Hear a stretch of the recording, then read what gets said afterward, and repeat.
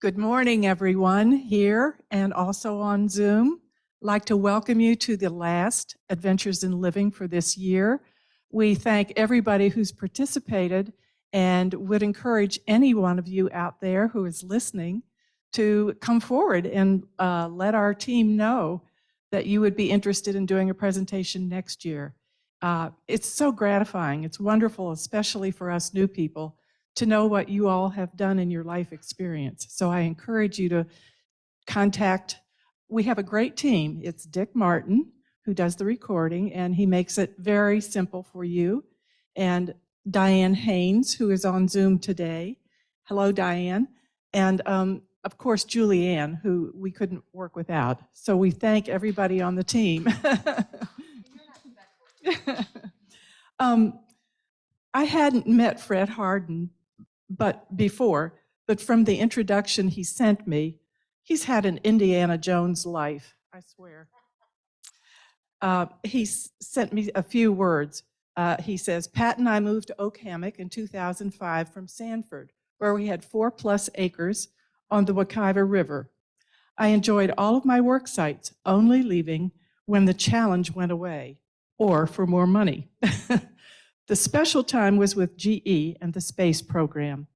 It had a special purpose, getting our man on the moon. We worked long hours without complaint.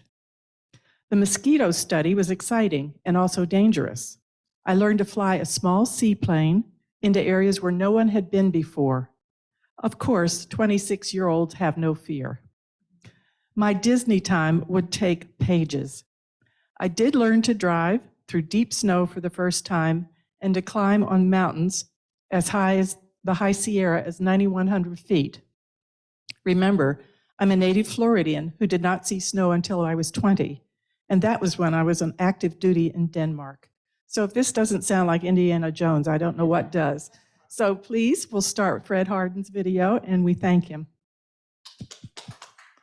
Good morning, and hello, Zoom. This was done in 2014, so it's 8 years old. Remember, I looked different then. Maybe. Any case, Julie and Dick really made this thing possible. I really appreciate their help. So we'll start now, I guess. Okay.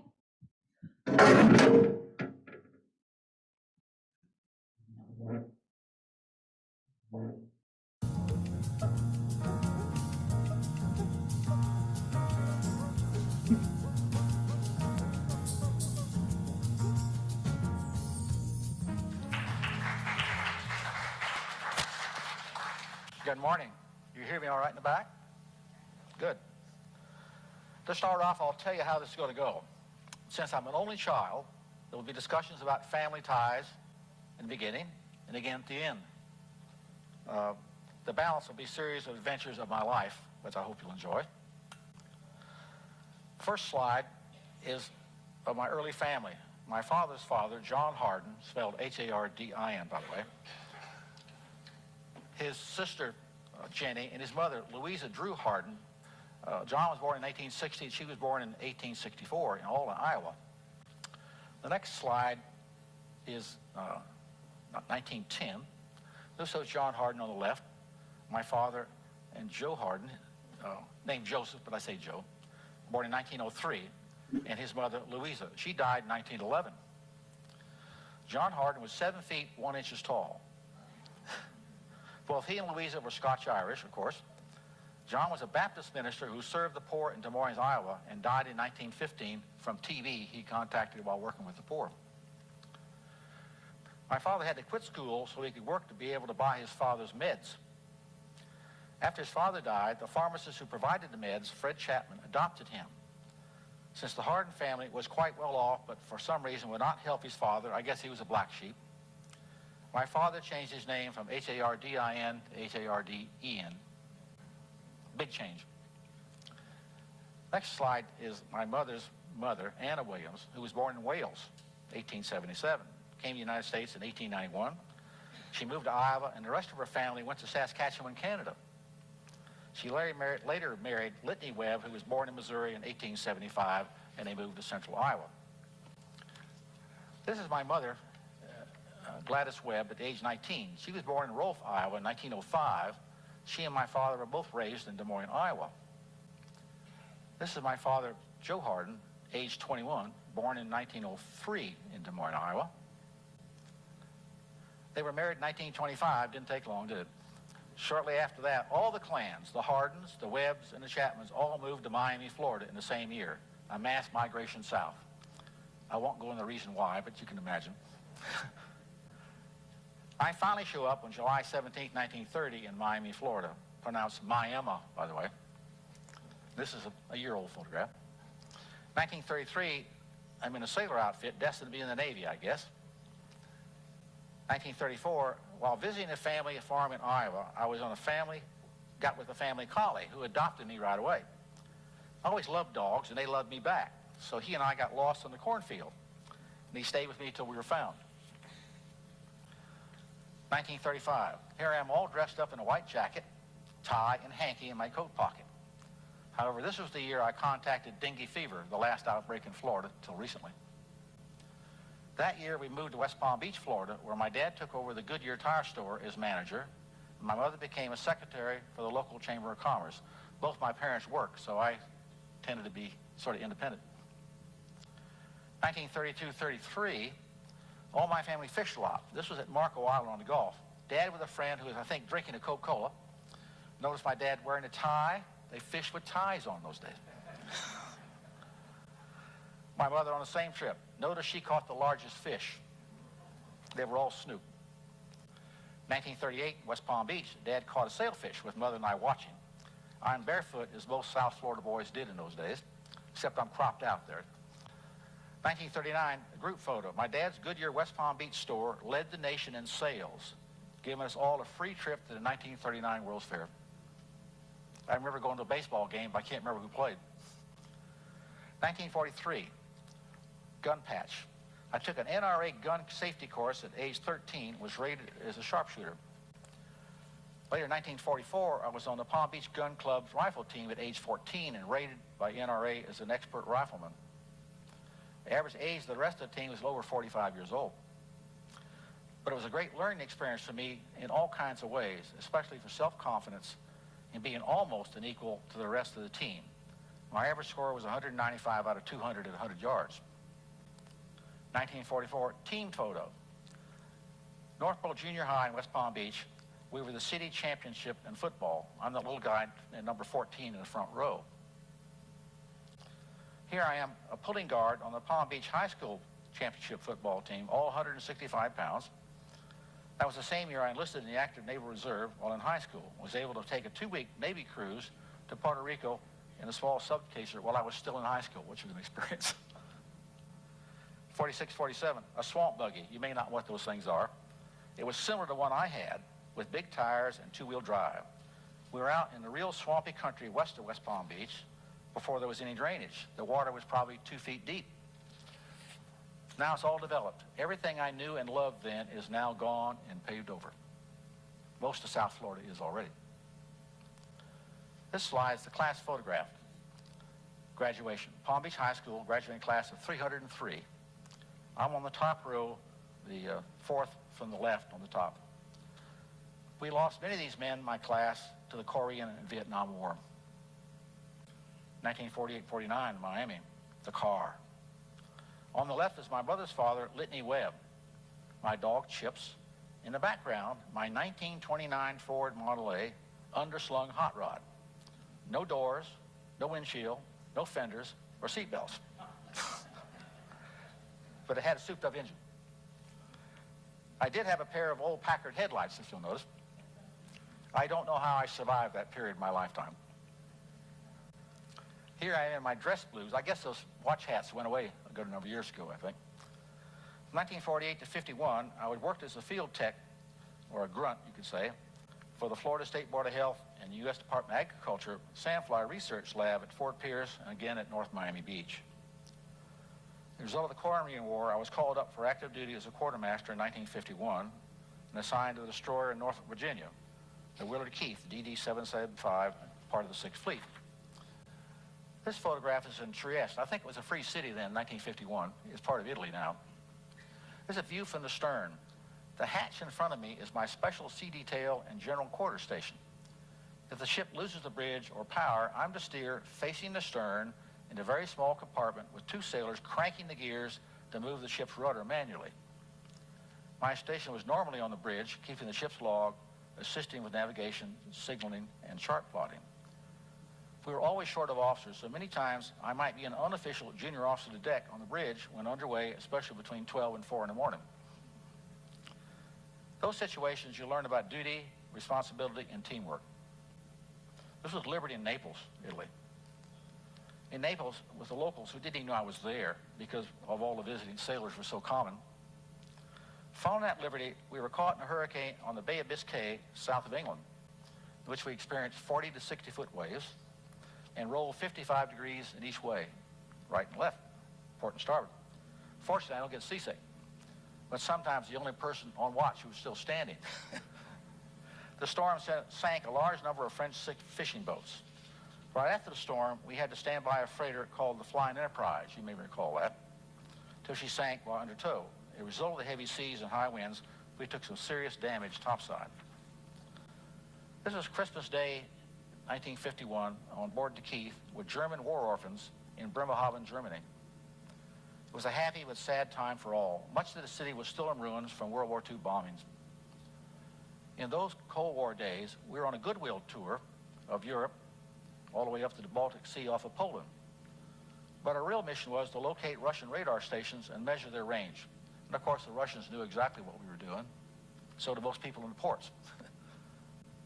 This is a photo of 1955-56 of our student pest control class. We did all the pest control at the University of Florida.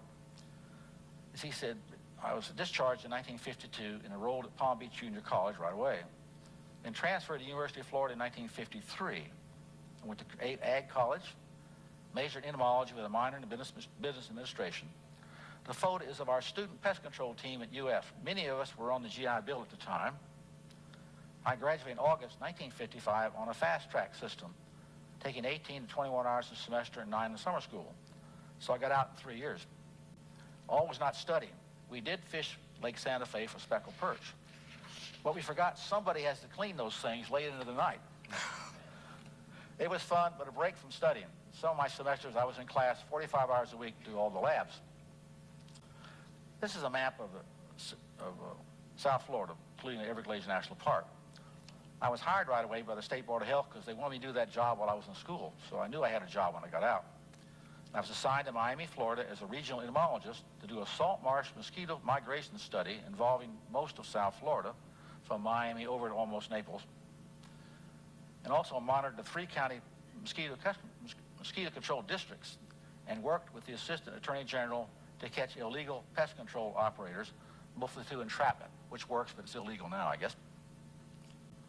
1955-56, this is our little plane flying over the Everglades Park, carrying out a mosquito migration study which involved flying a Piper J3 Cub with a souped-up engine, flying coast to coast twice a week for 10 hours each flight. I got several hundred hours dual time during this trip. Purpose of the study was to determine mosquito larvae and adult densities in an effort to determine if salt marsh mosquitoes could fly from the Everglades National Park 40 miles into Greater Miami with the right weather conditions, which we did and published my first scientific paper in 1960. It was fun. The pilot let me do most of the flying, which was mostly low-level bush flying and laying in some difficult situations like small lakes and rivers. You know, when you're 26, you can do almost anything. The only thing that was difficult, we had to take the battery out because it weighed too much, so we didn't have any lights if we had to fly at night. And to prop the engine, you had to sit on the floats and prop like this from the inside instead of on the outside, which was not my favorite thing to do. I let the pilot do that. Here I'm exiting the float plane on one of our stations to check the rainfall. Take a 1-minute landing rate count. At one station on the West Coast, I counted an estimated 300 mosquitoes laying on the front of the trousers in the first 10 seconds. Then I ran to the plane. I had on a B-veil, gloves, long-sleeve shirt, but no repellent. I hollered to the pilot to shut the door, and I grabbed the wing struts and stood on the float till he taxied out and blew all the mosquitoes off me so they wouldn't go back in the airplane with me. I'm glad we had the door on, because on most flights we removed it so we had better vision and better access. But it's interesting when you fly and you look over and there's nothing between you and the ground when you bank around like this. Here I am. I took the job as the new director at St. Lucie County Mosquito Control District, Fort Pierce, in 1956. The county attorney and I were the only college graduates on the payroll. I had to attend every county commission meeting for 8 years, until 1964. A real course in political science, especially before the Law in the Sunshine. I was rehired every January 1st, then they rehired all my employees. Here we are barging a drag line out to a salt marsh island to construct impoundments. A bit of a hairy operation, at least for me. Salt marsh mosquitoes and sandflies cannot lay their eggs on water, only on damp soil. So water is left to fluctuate in the fall and winter, but covers the marsh during the spring and summer. As a result, we built levees around the perimeter of the marsh so to be able to control the water level. Problem. During World War II, the SEALs, now they were called frogmen then, had training that left all kinds of ordnance, landmines, hand grenades, and whatever, everywhere, especially along the edge of the marsh, so we had to stop our dragline work. We brought in the former base commander to Fort Pierce for a conference. He felt all was safe, question mark, question mark, question mark. So we insured our dragline personnel for $300,000 each. That was in 1960 or so, that's a lot of money, and went back to work. Here's an aerial photograph of the dragline constructing a levee on the edge of the Indian River. We left the vegetative fringe to protect the levee from wave action. Here I am viewing a small pump discharge. You notice I didn't wear a coat and tie on a swamp, but this is another photo op.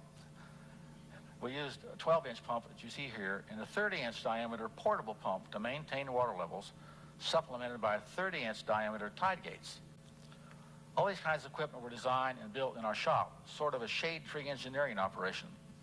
We had no engineer on staff, and the county didn't either, so we were it. This was another one of our shade tree engineering success stories. We built a 30-inch diameter portable pump with a diesel engine using belt drive. It would pump an acre-inch per minute, or about 25 to 30,000 gallons a minute. This is an airboat unloading. We built this from scratch, a 21-foot airboat with a 235 horsepower aircraft engine. It was used to service the drag lines in inaccessible areas with water access, and also used to fog for mosquito control along the shorelines. It helped to have some ex-boat builders and machinists on our payroll. Here we are loading the 30-inch culvert pipe into an airboat, a little bit of a tight fit. It was often used for installation. This was used for installation of a tide gate which was put through the levee. We experimented with aerial fogging using a World War II Stearman aircraft to reach areas that didn't have any road access along the river. But it was only successful with little or no wind. This special sign on the levee, an attempt to reduce vandals from disturbing our tide gates, which were especially counterbalanced with weights. They could try to prop the gate open to increase the flow out of the marsh in order to attract fish.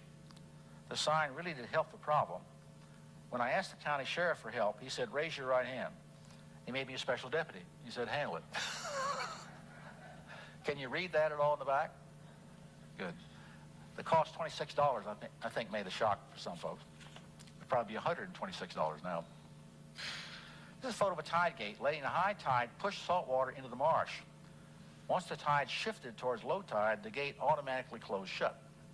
This was a key to the proper balance, counterbalance of weights on the steel arms. Another shade tree operation. Of course, at the beginning, the state said it wouldn't work. Then when we got it to work, they said it was their idea. But anyway. This is the Key West Airport.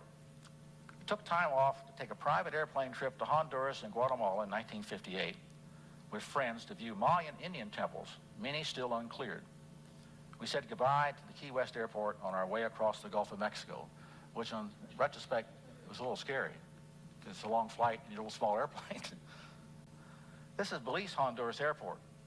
We initially landed at the wrong airport in San Pedro Sula, the official point of entry. Both airports, one for a crop duster and one the main airport, had red tile roofs. Kind of hard to tell them apart. Since the first time any of us had ever been there. The San Pedro Airport people said, "No problem." Immigration wasn't worried. They just thought we'd crashed. We checked in as crew. That's a good way to travel when you can do that. Flew on to British Honduras, which is now known as Belize, which is that airport. Then we flew on to Copan, Honduras, which is well inland in Honduras. In that part of the world at that time, there were no reliable navigational aids. You had to fly by the seat of your pants, using dead reckoning, what maps were available, and some verbal discussions. Following rivers, moving between mountains, and so forth. This is the unpaved runway at Copan. They use the word airport is kind of a hard thing. In fact, there was nobody there, and we had to walk into town with our luggage. We found out later the runway was 1,000 feet shorter than it was on the map, which made for an interesting takeoff a few days later. I always sat in the co-pilot seat. This is our airplane. And he took off, and the pilot says, now, when I say you pull the gear up. So we got the gear up, we went through the fence on the runway. So we said, we won't come back here again. This is our aircraft, the Piper Apache twin engine. We carried the 4 of us on this great adventure. No communications back to the States for 10 days. No electricity in town, no doors, only curtains on our doors. A soldier on the street wore a World War I uniform. But trying to order breakfast was the highlight of the day for the restaurant staff. For I did not speak very good English, and they didn't, Spanish, they didn't speak English. Whatever I ordered, it caused them to break into hysterical laughter. I never know what I said, but they brought me some breakfast anyway. This is a Mayan temple and courtyard. Most of these were built between 500 and 1000 AD. And for some reason, the whole population just left. They think it was either from warfare or drought or lack of food or revolution, who knows. This is Tikal, Guatemala airstrip. I said, my God, with a narrow airstrip. My job is in the co-pilot seat was to prop the door open, so when the landing gear touched down, the door acted as an air brake, so we could stop before we reached the end of the airstrip. There were no roads there at that time. The only way in was by airplane. We slept in the same buildings as the archaeologists, no screens, thatched roof, but very good food. Here I am in a typical pose prior to leaving for Belize and home. I must point out we never drank any water, only wine, beer, and cold drinks, warm. I had an ice cube in a hotel at Belize and got sick. Remember, germs only live in water. After I left St. Louis County and went to Mississippi. This is a map depicting the Mississippi Test Facility. You see the dark green? And around it is a 100,000 acre buffer zone. New Orleans is off in the lower corner and Gulfport's over on the right. 1964, I was a mosquito control consultant for General Electric Company's Missile and Space Division at Mississippi Tech Facility at Bay St. Louis, Mississippi, where they were the site manager. After my recommendations, they decided to hire me and gave me a 5-year contract. But after 2 months on the job, NASA said, we haven't approved his position yet. So I gave a good job, maybe I don't have one. As a result, I had to go to Washington, D.C. to plead my case to Dr. Werner von Braun and his mostly German staff. I got there with a 30-minute talk, and they said, you do it in 15. Well, we took 45 minutes, and they approved my position. But after that, I'm intimidated by nobody. 64 to 70, here I'm at my desk. My task would provide 24/7 mosquito control for that 12,000 acre test area you saw in dark green, and monitor the 100,000 acre buffer zone. Also to set up a cooperative control effort for the 3 coastal Mississippi counties, because that's where a lot of our residents, our workers live, and develop an effort to have an election in the neighboring Louisiana parish, they call them parishes instead of counties, St. Tammany, to create a mosquito control district with a 5 mil tax. In 65 I should say, I was fortunate to be inducted in the GE's 1 in 1,000 club, where the company picks 1 manager out of 1,000 for that award. This slide shows the Saturn I booster stage being lifted into the test stand for static firing tests. They're the reason for the 100,000 acre buffer zone, because the firing of that stage would practically knock down some buildings within that zone. There's a truck trap. Besides doing the typical type of mosquito surveillance using like light traps and those lantern rate counts I used in the Everglades, we used a new system called a truck trap, pictured here. When this is driven down the road at dusk, it would collect flying mosquitoes in the front, be collected and woven in a nylon net at the back of the trap. This would give us a good idea of what mosquitoes were becoming active and if they were headed our way or not. Snake control. This is a red rat snake. One of our tasks was the removal of snakes from buildings, cars, and other critical areas during test firing. Mississippi Test was a haven for snakes. I gave snake lectures to Boy Scout groups and to new employees, new and old, if they were a 10, because I used live and dead snakes, so not everybody showed up. It's a helicopter. A local mosquito control guy from Harrison County showed up, and my NASA counterpart and I were about to do an aerial inspection on site of the marsh to see what the situation for flooding was. Some other tasks, by the way, was the manager of grounds and buildings maintenance and the relocation of employees and their furniture and support gear, without computers, by the way. At the drag line, NASA and the local county commissioners and I are agreeing to a transfer of a drag line to construct mosquito-controlled ditches in the high marsh in that county, which would benefit us up at the test site in the long run. This is Fight the Bite, our local model in promoting the passing of a 5 mil tax election to fund a proposed mosquito control district in St. Tammany, which is located on the western boundary of the test site, and where many of our employees lived, including me. It passed by a 90% margin. Can you imagine that happening in Florida? As I left MTF to take a position at Walt Disney World, the GE photographers got a little bit carried away. GE was good to me, but I had to bail out due to the cutback to NASA activities. I could see the handwriting on the wall, but it was a very difficult position because I had a good slot with that company. But it wasn't a $50 million fog machine, $51 million. Walt Disney, this is about 1969-70. This is a view of the Magic Kingdom under construction. Next slide is the Seven Seas Lagoon under construction. The basement of the Magic Kingdom was built first. Then the excavation of the Seven Seas Lagoon was put on top. Then they put the Magic Kingdom on top of that. That's why they had that basement to deliver everything underneath the facility. Here I am in the Reedy Creek lab. When I went there at Reedy Creek District as entomologist for a mosquito control program, then I got appointed as the pollution control officer because they fired the pollution officer. I was the only one who had been to a meeting. That was my qualification. Then I was manager of RCI Water Quality Lab, which you see here. This is a typical corporate photo op. They did that a lot. I was then transferred to Walt Disney World to head up a newly formed Environmental Protection Department, but I also kept the position as pollution control officer at Reedy Creek. Later on, I had business cards for Reedy Creek, Walt Disney World, and Walt Disney Productions, depending where I was. Here I'm looking at birds, as a good birder should always do. I really became a serious birder, became president of the Orange Audubon Society in Orlando with 1,500 members, and created the Wekiva River Christmas Bird Count, and was a compiler for 12 years. And I've previously been involved with the Nature Conservancy since 1959, when I chaired the first committee of 12 people. We had $25. Now they have 20,000 members in Florida alone. Here I am at the beach in Melbourne Beach. Disney owned a mile of land on Melbourne Beach, ocean to river. We did an environmental study, did elevations, plant IDs, birds, sea turtle studies, the whole thing, and found out it had one of the most dense loggerhead nesting sites on the east coast of the United States.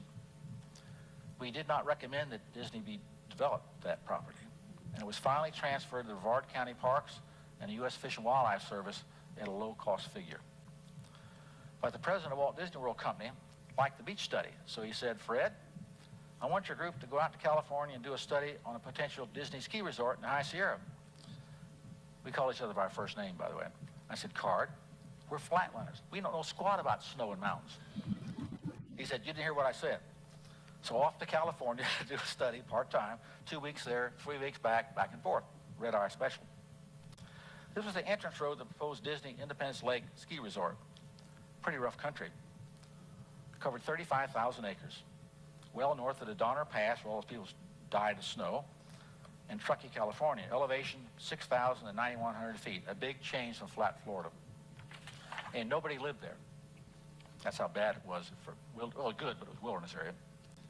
Here I am in a meadow at the site in the summer, where in the winter the snow was 20 feet deep on the level.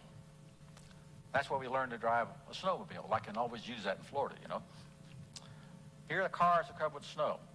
Beautiful country. We did 53 miles of vegetation transects with data every 300 feet. Up some steep slopes, using maps, color ID, an altimeter, and a compass, which wasn't very good because of all the variation in the soil there. Deviation, I should say. There were some survey flags for potential ski runs, but not much else. Several miles to the nearest hard road, no phones, no radio. In the winter, we had snowfall of 8 feet in 5 days. That's when I learned to drive in the snow. This is a view of one of us going up a steep grade. We all learned about mountain climbing hands-on, with some professional help from Sierra Pacific Land Company, who was a partner in the project, and the U.S. Forest Service staff. They and Sierra Pacific and the Forest Service owned all the land there in the project. This is Pat at 8,500 feet overlooking Lake Independence in the summer. But in July, it snowed that high.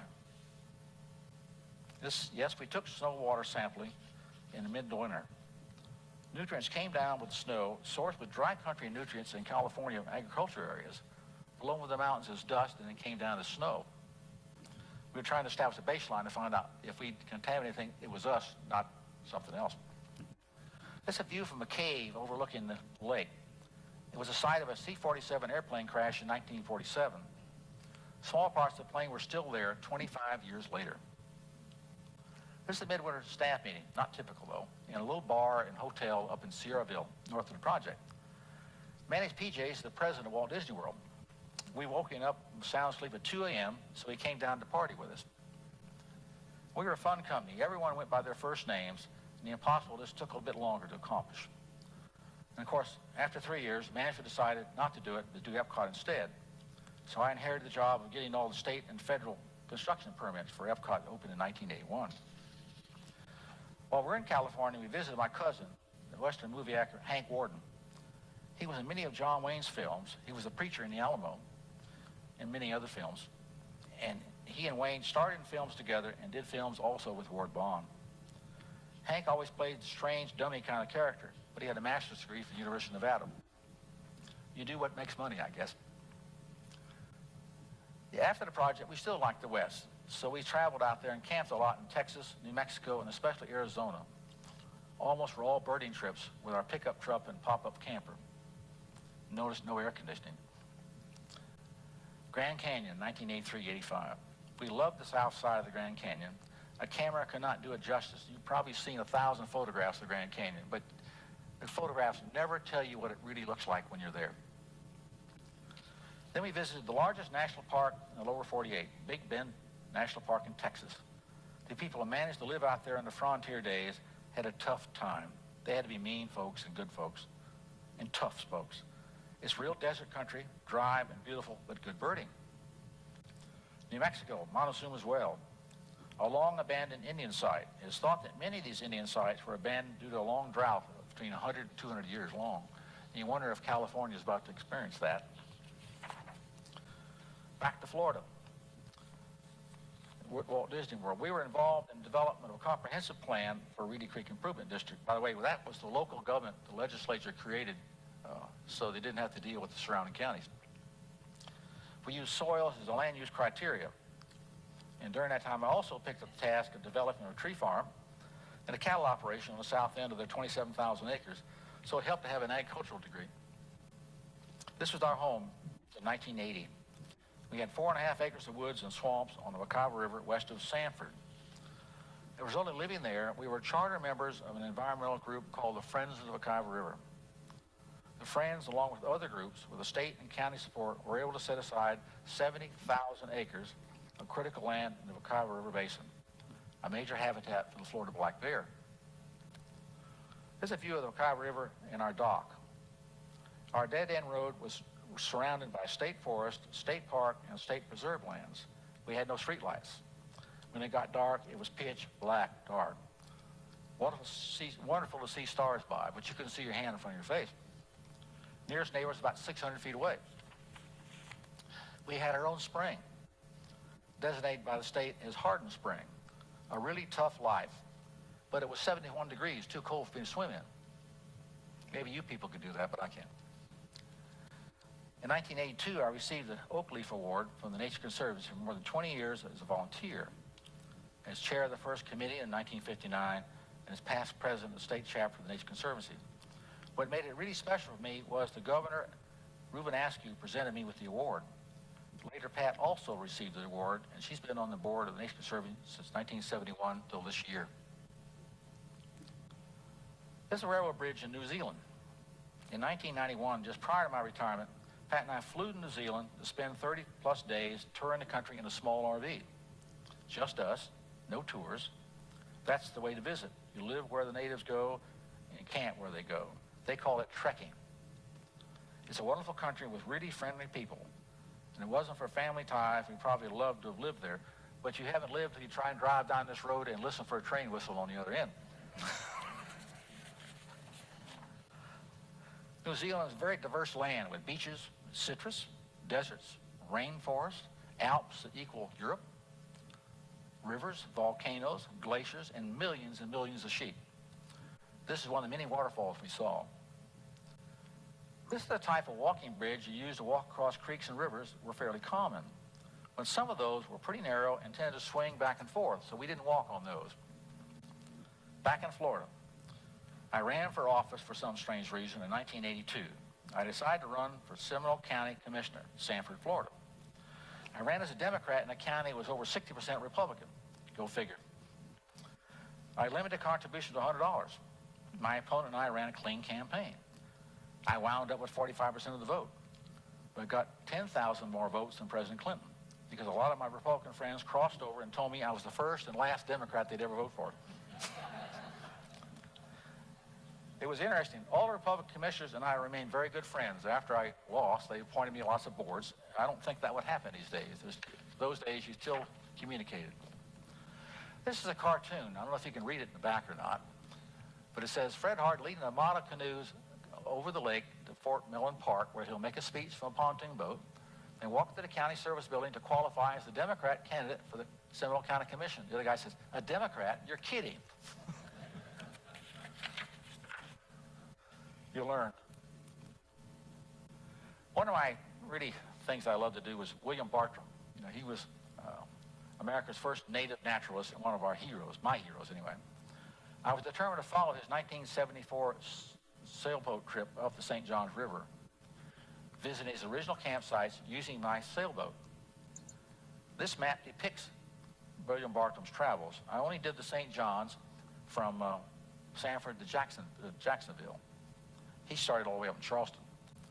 This is my sailboat, named Gator, of course, a 1982 22-foot Hunter, which is my home when working on the river. This is an island where Bartram camped and said, quote, I could have walked across the river on the backs of alligators. They were that numerous. In those days, gators were not afraid of man and could become quite aggressive. They came up and stole his food right out from under it, practically. A shellbound. If you look closely, you can see a white line of snail shells, which is all left of the Indian mound where Bartram camped. All the shells were hauled away to build road construction in the 1920s. I went ashore and saw many of the same plants that he observed at that place in 1774. Best of all, I saw a small red flower that only grows on shells. It was basically in the same place he saw it when he was there in 1774. And to me, as a budding botanist, it was a really great feeling to do that. Here, a group of us Bartram followers are visiting an old plantation on the river near Hontoon Island, which is east of DeLand, where Bartram seek refuge from a storm in a plantation, but all the buildings were knocked down, so he had to travel further on to find some refuge. This is my towing dinghy, which I towed behind my sailboat. Following my exploring Bartram's trip, I decided, again, to sail my sailboat solo from Sanford on the St. Johns up to Jacksonville, then down the inland waterway to Titusville. I traveled 350 miles in 10 days. Don't take a little sailboat if you're in a hurry. My dinghy was a way of getting ashore. Let me tell you a funny story about that. About halfway between Titusville and Jacksonville, I needed to take a shower, and I had one of those sun shower things you put out in the sun. Well, the temperature was in the 40s, 50s, and 60s. Never got warm enough to take a shower. Finally got up to 70s, so I took the dinghy, went ashore in this little place, and hung it up in the cabin and took a shower. Came back to the sailboat and fussed around, and I forgot to tie up the dinghy. And I look around, it's floating about across the waterway. Comedy scene. I get up, pull up the anchor, crank up the engine, run behind it with a boat hook trying to grab it. Always check everything and tie it down. This is the view of St. Augustine when I was heading back toward Titusville. The bridge only opens at certain hours. So I anchored off the old Spanish fort, and I watched tourists look at me. Then a shrimp boat and I had a close encounter going through the bridge. He thought he had the right of way. This trip was done in February, which is not much of a smart move on my part because it was cold and we had gale winds once in a while. I say we, that me, but it was fun. A new adventure, 1992. Pat and I were part of a tropical ecology class, 10-day field trip to Trinidad and Tobago. We stayed in an old monastery, which you see here, up on a mountaintop. Took car trips to see birds, frogs, snakes, and ants. A lot of people on the trip were ant specialists. Our room, no screens, no AC, got up at 5 a.m. when the monks started their chants, I should say. Recording in progress. So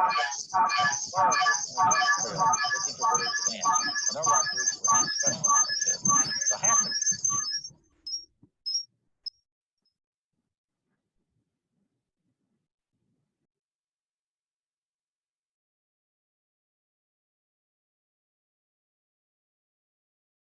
the crew was on the ground looking for ants. The rest were looking at with binoculars at the top of trees. And flying back, I talked to some woman, and she was from there. I said, yeah, we were down here looking at birds and ants. Oh, we heard about you. So I guess our reputation spread for us. This is the reading room next to where we ate. The food was different, but the students would rather go into town to Kentucky Fried Chicken to eat and not mingle with science types, which is really a mistake on their part, I think. We had bunches of great PhDs there. This is one of the many beautiful birds we saw there. I guess we saw at least 80 species of new birds we'd never seen before. The view from our window. Had to be careful. The wooden floor had rotten boards. The first night, Pat's foot went through the floor. So we were on the second floor. We had to walk around rather gently. Back in Florida, camping in our favorite campsite at Sebastian Inlet State Park, south of Melbourne Beach, on the inlet and only a couple of blocks from the ocean. We then, in 2001, began a 6-month trip by RV to Alaska. 2 months going, 2 months touring, 2 months back, coming back a different route. Had to get back for the first Gator football team game, you know. Going out west, we said, we saw a coyote. He said, you people must be crazy. You're traveling in the wrong time of year, and where are you going again?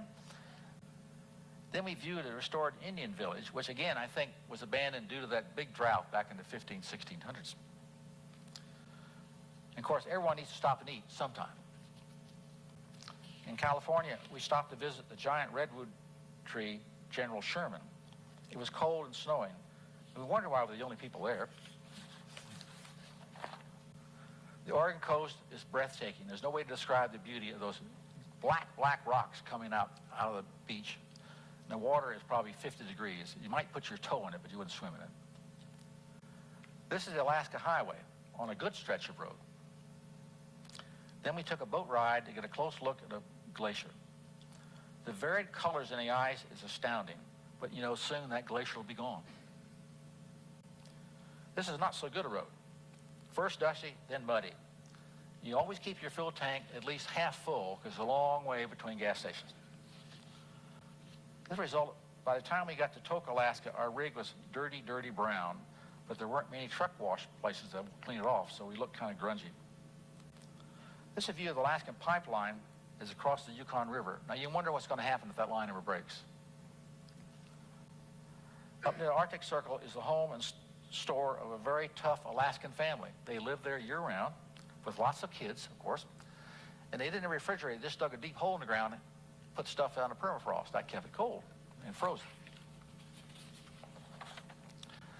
Mount McKinley, known as Denali. Difficult to see most of the time from bad weather. We saw it for 3 days in a row. It makes its own weather. One night, Pat and our grandson, who stayed with us for about a month up there, decided at midnight to go out and see it.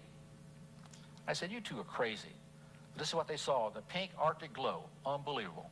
The fact that we could see it for 4 days, and some people spend 4 years, they never saw it one time. We really were blessed. On our way back, we stopped in Alberta, Canada, and Pat took some time off to read. And I stayed in the RV and ate cookies. We stayed at the glacier, Columbia Glacier in British Columbia. And we walked the glacier and had a big, tired rig that ran you around. And it's just a magnificent scene, but you wonder how much longer it'll be there. maybe another 20 years will be gone. The wildlife tended to stop traffic on the main highway. A family of mountain goats checked us out. And I kept wondering, how do they keep from falling? The same place on the road, but it's mountain sheep saying, we were here first. And then, what do you tell a buffalo in the lower 48 when he decides to cross the highway? Quote, whatever you want to do is all right with us. This is Custer's battlefield. Interesting history. You'd realize lately they've come up with a totally different version of what that last stand was all about on public television. Back home in party time. We had a special party at our house called Flamingo Fling. You had to come dressed in bizarre pink outfits, bring food and drink. We had our friends, neighbors, professional friends, and even politicians show up with food and drink. We furnished the basic food and drinks and ice. Went from 11 in the morning until midnight. The last one we had 150 people show up. I'm glad we had 4.5 acres. But nobody in that 150 people smoked. Can you believe that? This is a couple down the road from in their formal wear. Pat and I are outfits before I grew a beard. You couldn't have one at Disney. You like the hat? Here I'm at a podium. We came to Oak-Hammock in 2005. I got involved in Oak-Hammock Natural History Society early on, also FLICRA and art, helped setting up signs on the nature trails and taking golf cart tours on the trails. Got elected to PCA in 2008, chaired housekeeping and health and well-being committees, past president of the Athenaeum Society at the University of Florida. I also helped the bird programs in the Natural History Society. I think that's Betty Archer's back of her head there. I was still, at this time, on the planning board at Reedy Creek after 23 years after retired. I don't understand why, but I'm still there. My sailboat Gator finally died. It was a sad day at Lake Santa Fe. But generously, I gave it to the marine owner. Maybe he could salvage it. We're camping again, same scene, Sebastian Inlet, State Park. Great birding site. Pat's rescuing a seabird that was sick. We think that year the food wasn't there and they were starving to death. It's a beautiful sunset at the inlet. However, it's a bad time for sandflies at dusk. This is a group of terns on the beach, at least 2 species. We probably saw 60 species of birds while we were there. Sometime around 2005-06, I took a first art course. This is a pastel of a scene near Cedar Key from a photograph. This is a modified sunset of Sebastian Inlet using acrylic. This is a swamp scene at Bevan's Arm over here using colored pencil, which is a difficult media. I don't do that anymore. Then we took a trip to North Carolina, to Hendersonville. Pat with an RC Cola moon pie t-shirt. You remember those things? If you lived in Boston, you probably didn't know what that was, but but in the South we had them. We visited Slippery Rock, North Carolina, but I chickened out. The water was too cold again. After Hurricane Katrina, we volunteered to go to Ocean Springs, Mississippi to assist the Lutheran Church group assisting the homeless survivors and others who were trying to rebuild their homes. We helped feed those families. Pat was some of the leaders in this photograph. Well, this is one of the buildings that knocked on, I'm sorry. Many homes and large buildings were destroyed, as you remember. Pat was some of the volunteers in a huge empty warehouse that was given to them in an effort to feed everybody. All kinds of foods were contributed to this effort. Here are rows of paper food containers waiting to be distributed. Pat was part of that group. My job was important. I used a box cutter to cut up the many, many cardboard boxes that arrived every day so we recycle them. When we were there, we were just a small bit of over 1,800 volunteers who have been arriving since the first day after the hurricane from every state and many countries. It was a great team effort, and we were proud to be a small part of that. Now we're back to family. This is our daughter Laura at her wedding in North Carolina. This is Pat with our 2 daughters, Patty on the left, Laura on the right. This is daughter Debbie with husband Ray, who is retired fire chief from Reedy Creek. 2 grandsons in the back, Aaron and Austin. This is Patty, our daughter, at her wedding in North Carolina with husband Kevin. He's a Brit. Son David, his wife Paige. Grandson Aaron with wife Serena. My last slide is of our great-grandson, 3 years old, named Levi. His new sister was born 2 weeks ago.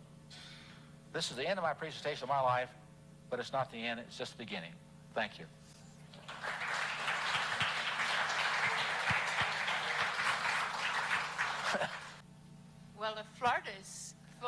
mosquitoes, did you figure out a way to cut down the population of mosquitoes? Two boards work well. Two pieces of wood. They do have biological things they can produce out in the marsh that cause the larvae not to complete their life cycle. And they're pretty sure that doesn't affect other systems, but you realize they get resistance pretty quickly to anything. When I went to the St. Lucie County, they were still using DDT, and I found out after about a month they had 1,000-fold resistance to DDT when I got there, because nobody bothered to go out and do surveillance to feel out what the population was. Yes, Walter? Fred, about the only thing that I can think of that you left out was your and Pat's marvelous ability to find out-of-the-way great places to eat. We've often said you all ought to write a book about country roads and southern cooking, because you know all the places. You notice I had to photograph me eating in that program.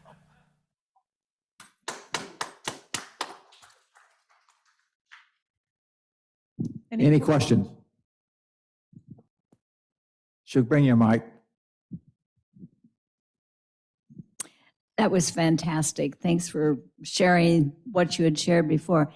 In terms of mosquitoes, since you were doing your studies, intense studies in Florida, has there been a change in the species in Florida?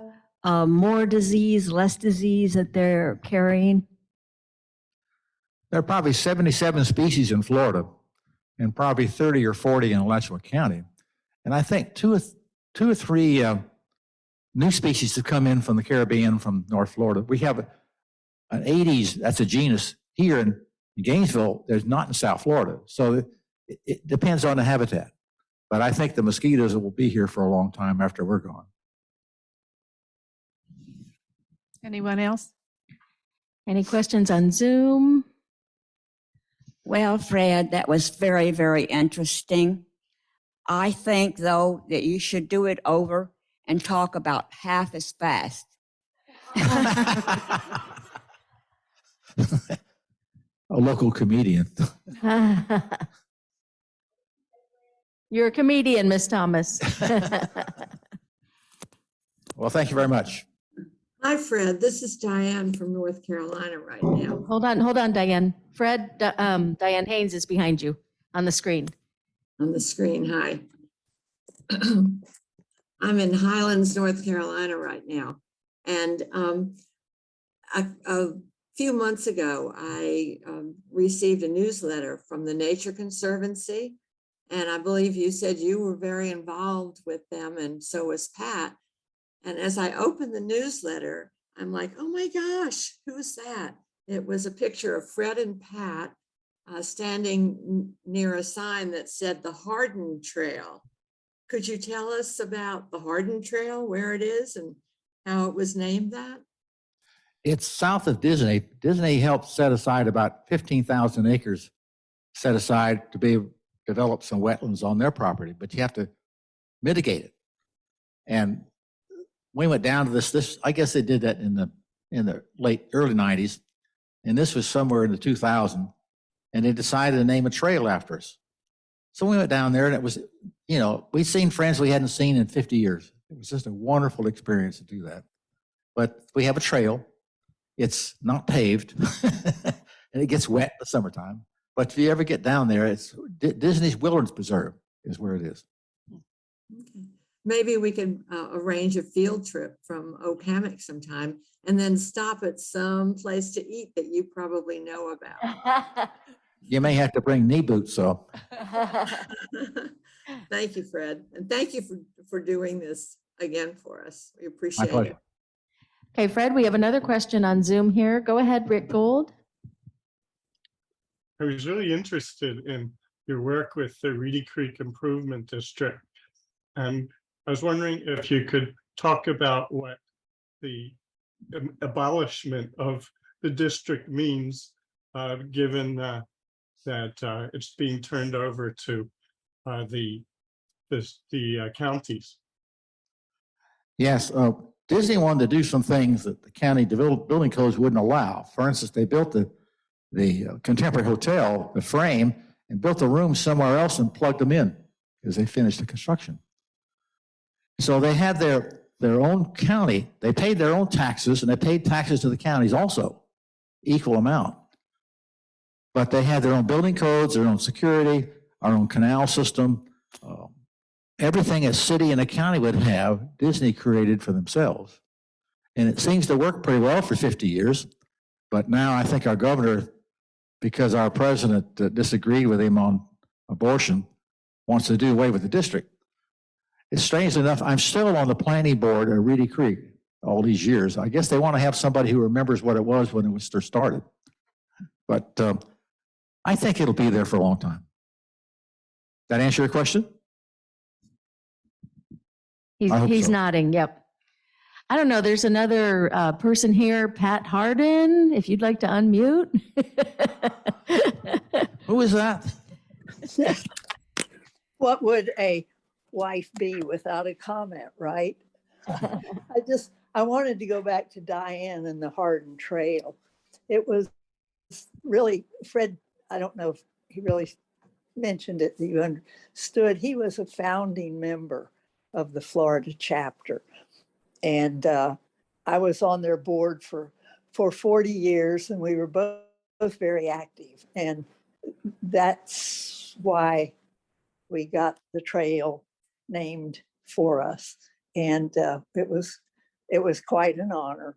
And yes, as Diane, you asked, we are planning a trip in December to the Disney Wilderness Preserve. So keep an eye out for it in the transportation book.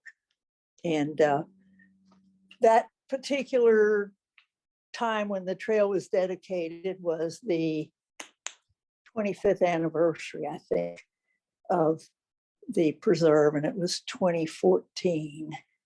So it was an interesting story. That could be a presentation in itself. That's it. We're gonna hold you to that, Pat, for another presentation. Uh-oh. Thank you for joining us. Any other questions?